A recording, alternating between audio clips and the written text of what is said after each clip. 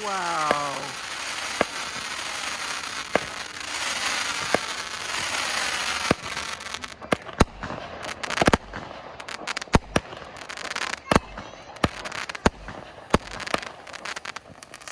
Frames per second fireworks.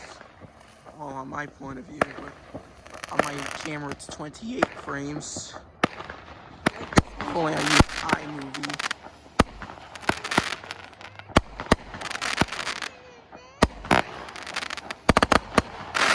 Whoa, that was a big one. That's the best part of it.